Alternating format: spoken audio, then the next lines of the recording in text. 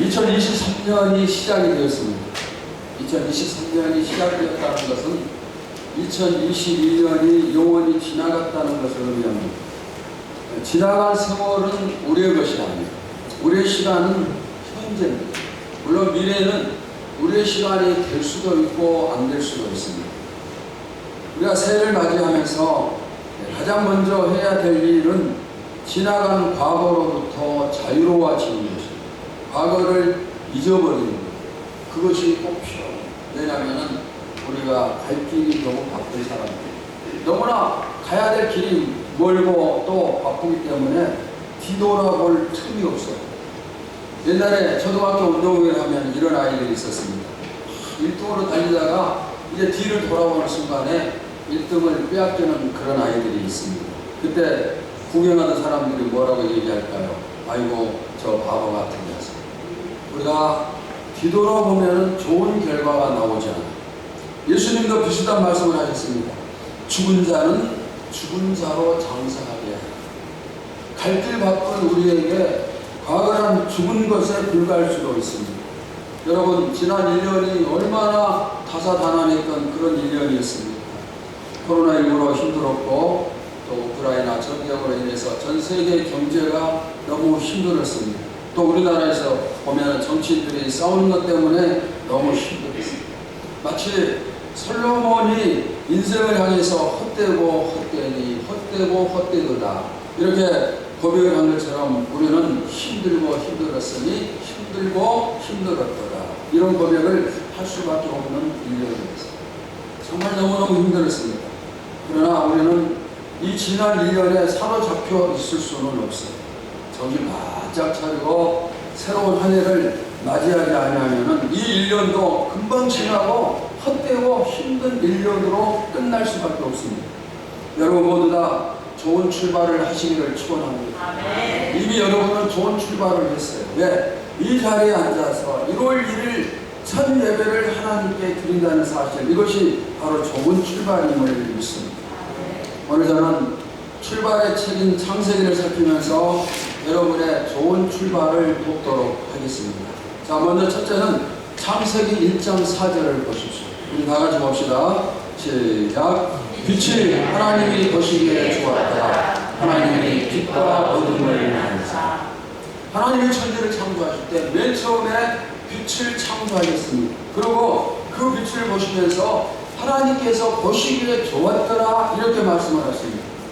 여러분이 올해 복을 받기를 원하십니까? 복을 받으려면 처음 출발부터 좋아요. 처음 출발이 좋아야 되고 처음 출발이 하나님 보시기에 칭찬받을 수 있는 그런 출발이 되어야 됩니다. 그러면은 어떤 사람이 하나님 보시기에 좋은 사람일까요? 바로 여러분과 같은 사람임을 믿습니다. 첫 출발을 하나님 중심으로 하는 사람, 신년의 첫 시간을 성부 영신 예배로 드리고 신년 첫 주일 예배를 이렇게 하나님께 드리고 또 신년 첫 시호 예배를 드리고 신년 첫 금요일 차라를 드리고 이렇게 첫 시간을 하나님과 함께하는 사람은 하나님 보시기에 좋은 사람. 여러분을 정말 복을 받은 성도임을 믿습니다. 하나님 보시기에 좋은 성도들입니다. 처음이 좋아요. 그런데 이 처음이 좋으면 나중도 좋습니다. 우리가 이런 말을 하죠. 될성 싶은 인물은 어릴 적부터 알아본다. 그런 말을 합니다. 그러니까 우리의 자녀들이 어릴 때 교회 나와서 신앙생활 하면서 될성 싶은 그런 떡잎으로 만들어줘요. 신앙생활을 잘하면 반드시 그렇게 되겠죠. 그리고 오늘 또 주일학교 나와서 함께 예배드리는 여러분의 자녀들이 앞으로 큰 인물이 되고 큰 축복을 받음을 믿습니다. 당연히 그렇게 됨을 믿습니다. 왜? 처음부터 시작부터 하나님과 함께하기 때문에. 자, 창세기 1장 31절 봅시다. 시작. 하나님이 지으신 그 모든 것을 보시기에 심히 좋았더라. 저녁이 되고 아침이 되니 이는 여섯째 날입니다. 천지 창조를 마치시고 뭐라고 하십니까? 지금 31절은 창조가 끝난 다음에 하나님이 하신 말씀인데, 그런데 보시기에 심히 좋았더라 이렇게 말씀하셨어요. 첫째 날 첫 출발을 하면서 하나님이 하신 말씀은 보기에 좋았더라 이렇게 말씀하시는데, 방금 이 본문에서는 마지막 날에는 심히 좋았더라 이렇게 마치고 있습니다. 왜 그럴까요? 첫 출발이 좋았기 때문에 마지막은 더 좋을 수밖에 없어요. 2023년에 우리의 출발도 좋은 출발이 되었기에 마지막도 쉼이 좋은 마지막이 됨을 믿습니다. 자, 두 번째, 창세기 5장 21절과 22절을 보시기 바랍니다. 우리 다 같이 봅시다. 시작. 에녹은 65세에 무두셀라를 낳았고 무두셀라를 낳은 후 300년을 하나님과 동행하며 자녀들을 낳았습니다. 자, 에녹에 대한 말씀인데 에녹이 성경에 처음 등장할 때 이 창세기의 저자는 에녹이 하나님과 동행했다 이렇게 말씀하고 있습니다. 여러분, 우리도 올해 하나님과 동행하고 있음을 믿습니다. 그런데 첫날만 동행하면 안 돼요. 여기서 멈추면 안 됩니다. 이 한 해가 다 끝나도록 마지막에 갈 때까지 우리는 하나님과 동행을 해야 됩니다. 그래야 참된 승리를 할 수가 있습니다. 그러면은 이처럼 하나님과 동행하면 어떤 역사가 나타날까요? 창세기 5장 24절을 봅시다. 시작. 에녹이 하나님과 동행하더니 하나님이 그를 데려가심으로 세상에 있지 아니하였더라. 그의 마지막은 죽음이 아니라 살아있는 상태로 하늘에 오르는 승천하였습니다. 성경에 두 사람이 승천을 했다. 엘리야와 에녹입니다. 이것이 하나님과 동행하는 결과입니다. 여러분, 우리도 하나님과 동행할 때 하나님께서 우리의 최후까지 지켜주심을 믿습니다. 또한 2023년에 마지막은 하나님께서 우리에게 감당할 수 없는 축복과 은혜를 주시면서 마치는 그런 날이 되어짐을 믿습니다. 처음 시작하면은 그렇게 되는 거예요. 마지막. 흑인은 아무리 불을 발라봐야 흑인이고 백인은 아무리 숲 검댕을 칠해봐야 백인을 벗어나지 못합니다. 우리 그리스도인은 언제나 그리스도인이에요. 여기서 벗어날 수가 없습니다. 여러분이 이렇게 새해 첫날부터 하나님께 예배드리고 하나님께 영광 돌리는데 어떻게 이 하나님의 품에서 벗어날 수가 있겠어요? 끝까지 여러분 모두 다 승리함을 믿습니다. 그리고 2023년은 오히려 하나님과 더욱더 가까워짐을 믿으시기를 바랍니다. 자, 세 번째, 창세기 8장 20절을 보십시다. 다 같이 봅시다. 시작. 노아가 여호와께 제단을 쌓고 모든 정결한 짐승과 모든 정결한 새 중에서 제물을 취하여 번제로 제단에 드렸다니. 이 말씀은 노아가 방주에서 나온 다음에 맨 처음으로 한 일이 무엇인가를 보여줍니다. 하나님께 제사를 드렸어요. 즉 예배를 드렸습니다. 여러분, 노아는 방주 속에서 1년하고 열흘을 갇혀 있었습니다. 방주에 있으면서 내가 세상에 나가면은 이것을 하고 저것을 하고 이것도 먹고 저것도 먹고 하고 싶은 일이 얼마나 많았겠어요. 그동안 보지 못했던 푸른 하늘을 마음껏 볼 것입니다. 먹어보지 못했던 음식들을 마음껏 먹을 것이고 또 한참을 쉬고 이런저런 하고 싶은 일들을 마음껏 할 터인데, 그런데 그가 방주에서 나와서 첫 번째로 한 일은 뭐예요? 하나님께 예배를 드리는. 여러분, 얼마나 이게 귀합니까? 첫 시간을 하나님께 드리는 것은 너무너무 소중한 일이에요. 여러분들이 이 사실을 아시는 거예요. 모르는 사람은 이 자리에 앉아있지 못하는 거죠. 우리가 하나님께 우리의 첫 시간을 드릴 수 있어야 됩니다. 하나님이 시간이 부족해서 우리에게 너의 시간을 나에게 달라 이렇게 말씀하시는 게 아니에요. 하나님의 시간은 무한합니다. 영원하신 분이 끝이 없이 그분에게는 시간이 있습니다. 그리고 우리의 천년이 하나님의 시간으로 하루보다 더 짧을 수도 있어. 우리의 시간과 하나님의 시간을 비교하면 우리는 아침에 피었다 저녁에 지는 꽃과 같은 그런 짧은 순간입니다. 이처럼 하나님의 시간은 영원합니다. 그러나 하나님은 우리가 짧은 시간이지만 귀한 시간을 드릴 때 그 시간을 정말로 기뻐 받으시는 것. 그분은 시간이 무한하신 분입니다. 이 시간이 무한하신 분에게 우리가 적당하게 시간을 드리면 절대로 받지 않으십니다. 시간이 남고 할 일이 없으니까 예배나 드려볼까? 받지 않으세요. 할 일 없고 심심한데 교회나 한번 가볼까? 받지 않으세요. 이런 건 하나님을 받지 않으십니다. 가장 헌신적인 시간, 가장 귀한 시간, 가장 중요한 시간을 우리가 드려야 됩니다. 그리고 그것은 바로 첫 시간이 됨을 믿습니다. 노아가 첫 예배를 드렸을 때 하나님이 너무나 귀히 여기시고 그것을 받으십니다. 그러면은 그 시간을 받으시면서 어떤 반응을 보이십니까? 창세기 8장 21절입니다. 다 같이 봅시다. 시작. 여호와께서 그 향기를 받으시고 그 중심에 이르시되 내가 다시는 사람으로 말미암아 땅을 저주하지 아니하리니 이는 사람의 마음이 계획하는 바가 어려서부터 악합니다. 내가 전에 행한 것 같이 모든 생물을 다시 멸하지 아니하리니.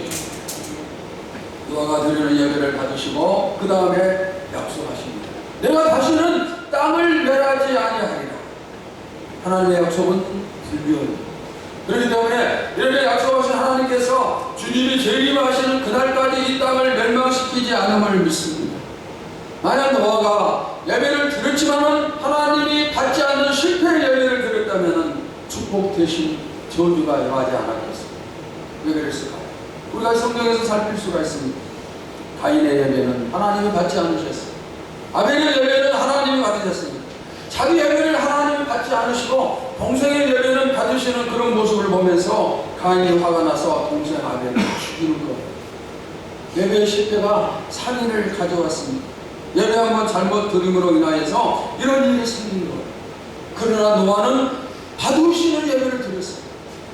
그래서 하나님은 그 예배를 받으시면서 내가 다시는 땅을 심판하지 않겠다 약속하십니다. 노아가 범죄에 들어갔던 이유는 땅의 심판 때문이죠. 그러나 다시는 그런 일이 생기지 않겠죠. 여러분, 오늘 우리도 예배를 드리고 있습니다. 이 예배가 노아가 드리는 예배인가 아니면 가인이 드리는 예배인가 둘 중에 하나가 되겠죠. 대강대강 드리는 예배 받지 않으십니다. 구약시대에는 대강대강 제사를 드리면은 제사장들이 목숨을 잃었어요. 그렇게 무서운 거예요, 예배가. 근데 여기 우리는 어떻습니까? 그냥 대강대강 예배를 많이 드리는 그런 경우가 있을 수가 있어요. 예배는 처음 시작 전부터 시작입니다. 정을 올리기 전부터 예배는 이미 시작이 되어집니다. 그리고 끝나는 시간까지 처음부터 마지막까지 온전하게 신령과 진정으로 모든 정성을 다해서 그 시간을 드려야 됩니다. 지금 우리는 새 예배를 드리고 있습니다. 첫 예배부터 승리해서 1년 내내 예배 승리자가 되고 그래서 예배가 주는 축복을 마음껏 누리시기를 축원합니다. 그 다음 네 번째 창세기 12장 4절을 보시기 바랍니다. 우리 다 같이 봅시다. 시작. 이에 아브라함이 여호와의 말씀을 따라갔고 롯도 그와 함께 갔으며 아브라함이 하란을 떠날 때 75세에 됐다. 이 말씀은 하나님께서 처음으로 아브라함을 부르신 그런 모습인데 아브라함을 부르시면서 순종하기 어려운 요구를 하십니다. 어떤 것입니까? 네가 살고 있는 그 땅을 떠나라. 친척을 떠나고 아버지 집을 떠나서 하나님이 지시하는 곳으로 가라. 이렇게 말씀을 하십니다. 아브라함은 지금 여러모로 순종하기 어려운 그런 상황입니다. 수십 년의 살림의 기반이 잡혀있는 곳을 쉽게 떠날 수가 없어요. 더군다나 그의 나이는 75세입니다. 이 나이에 낯선 타향에 가서 거기서 기반을 잡고 자리를 잡는다는 것은 너무너무 힘들 것입니다. 그럼에도 불구하고 아브라함은 순종합니다. 떠나는 말씀에 따릅니다. 그 다음 순종의 결과가 무엇입니까? 하나님은 아브라함을 믿음의 조상으로 세우십니다. 그리고 모든 나라의 아버지, 열국의 아비가 되게 하셨습니다. 더 나아가서 예수님도 아브라함의 혈통을 통해서 태어나셨습니다. 아브라함이 한 번 순종을 했더니 나중에는 더 어려운 명령 앞에서도 순종을 하게 됩니다. 100살 때 얻은 아들 이삭을 바치라고 말씀하셨을 때 그때도 아브라함은 순종을 합니다. 처음에 적은 것 순종하면은 나중에 중요한 명령에도 순종할 수 있음을 믿습니다. 반대로 처음에 적은 것 순종하지 않는다면은 하나님의 중요한 요구 앞에서도 순종하지 않음을 믿습니다. 여러분 우리는 어떻습니까? 우리는 예배를 드리면서 많은 하나님의 명령을 듣고 있습니다. 예배 시간에 들려지는 요구들이 너무나 많아요. 그러면 그 요구에 내가 순종을 하고 있습니까? 여러분 새해는 무조건 내가 순종하겠다 이런 마음을 가지시기를 바랍니다. 주님이 원하신다면 주님이 원하는 길을 하면 그 길에 내가 죽는 길을 할지라도 가겠습니다. 이런 자세를 우리가 가져야 되겠어요. 다시 하나님은 아브라함에게 말 같지 않는 명령을 하신 겁니다. 어떻게 그 나이에 고향을 떠나라고 합니까? 어떻게 또 아들을 죽여서 바치라고 그런 명령을 하십니까? 그런데 지금도 마찬가지. 하나님은 우리에게 이해가 되지 않는 그런 명령들을 하실 때가 많아요.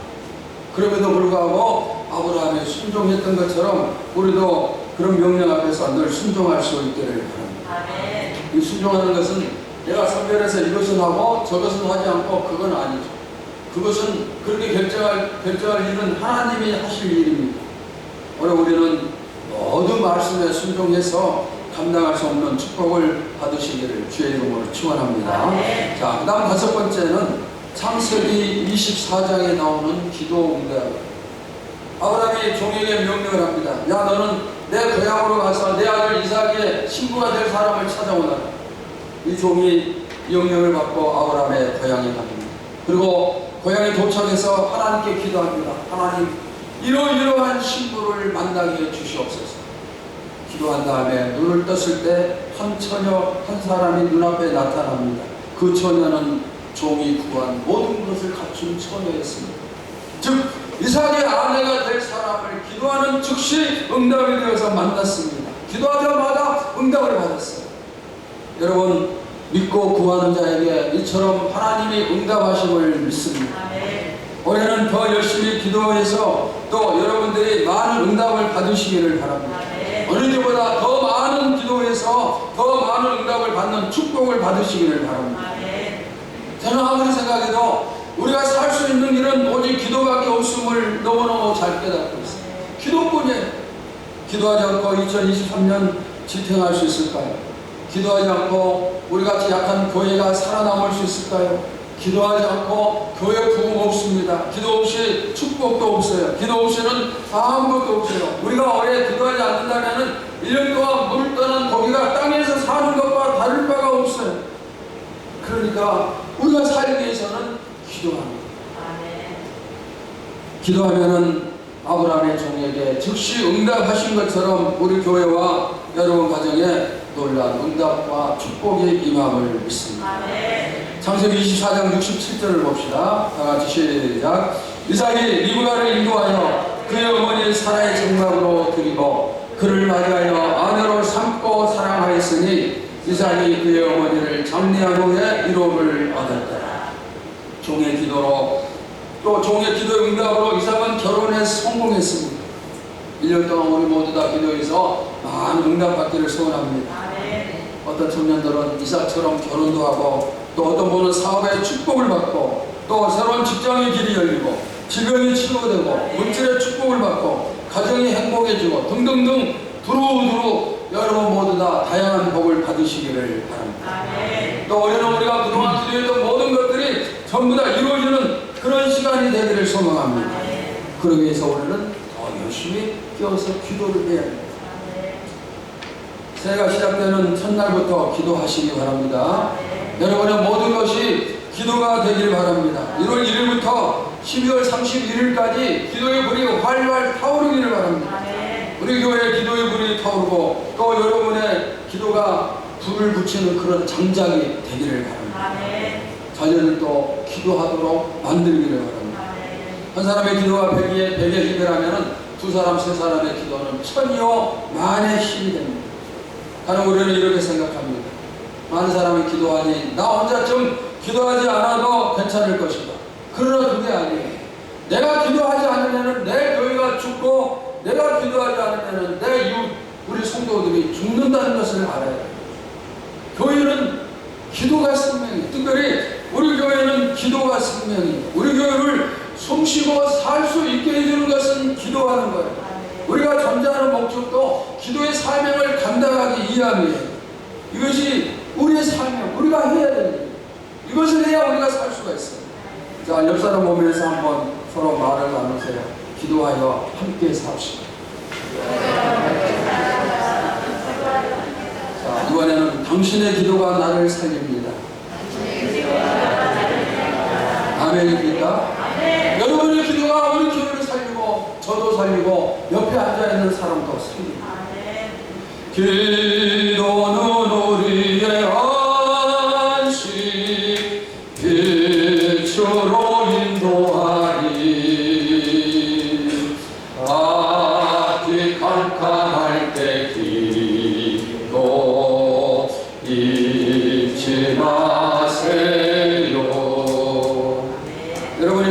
들어올 때마다 울려 퍼지는 찬양이 어떤 찬양입니까? 기도는 우리의 안식, 빛으로 인도하는 이 기도의 찬양. 이 기도의 찬양은 우리 교회의 찬양 18번째. 끊임없이 이 기도를 찬양하면서 저도 여러분도 끊임없이 기도할 수 있기를 축원합니다. 자, 여섯 번째 창세기 25장 23절을 보시기 바랍니다. 다 같이 봅시다. 시작. 여호와께서 그에게 이르시되 두 국민이 내 태중에 있구나. 두 민족이 내 복중에서부터 나누리라. 이 족속이 저 족속보다 강하겠고 큰 자가 어린 자를 섬기리라 하셨더라. 누구에 대한 말씀일까요? 야곱에 대한 말씀인데, 이 말씀은 야곱에 대한 성경의 최초의 기록입니다.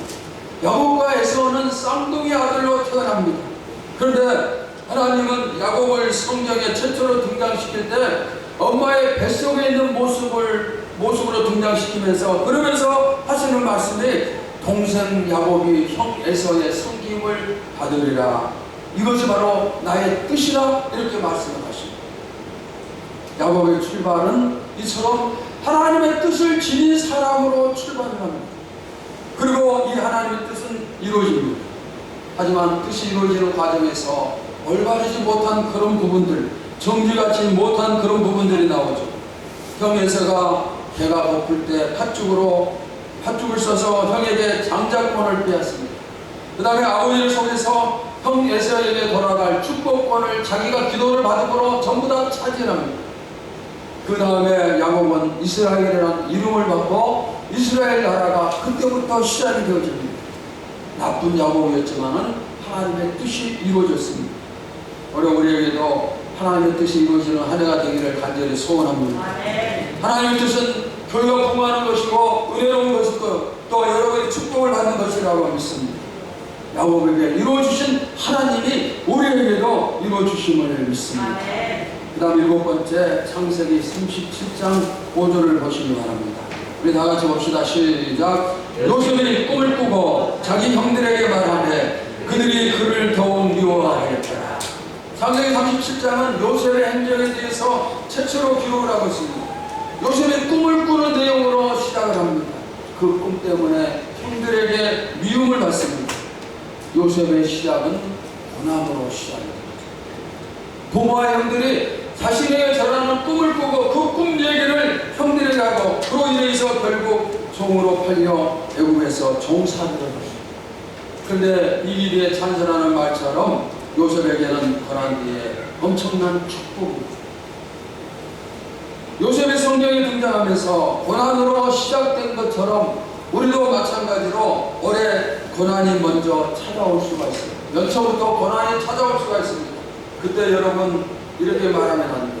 연초부터 재수가 없다, 이렇게 말하지 말고 요셉을 생각을 하셔야 돼요. 요셉도 그의 시작이 고난부터입니다. 고난이 올 때 꼭 알아야 될 것은 고난 뒤에 반드시 영광, 축복이 옴을 믿어야 됩니다. 요셉의 꿈이 이루어지기 위해서는 고난을 받아야 됩니다. 즉 훈련을 받지 않으면 그 꿈이 이루어질 수가 없어요.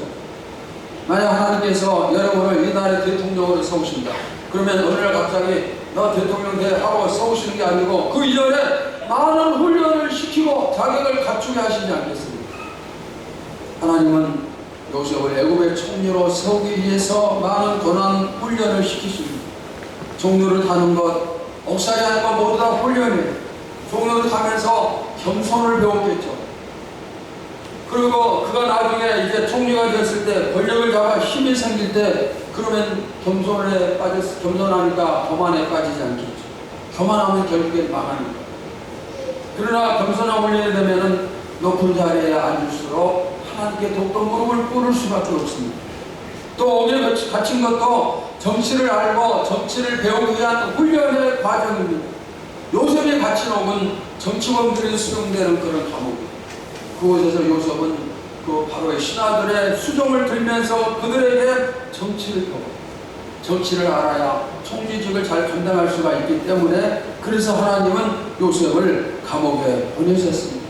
그리고 훈련이 끝났을 때, 자격을 갖췄을 때 정식으로 총리로 임명을 시키시는 거예요. 2023년에 우리에게 어려움이 없다는 것은 순전한 거짓말입니다. 분명히 어려움이 따라올 것입니다. 그러면 그때 어떻게 해야 되겠습니까? 요셉처럼 생각합니다.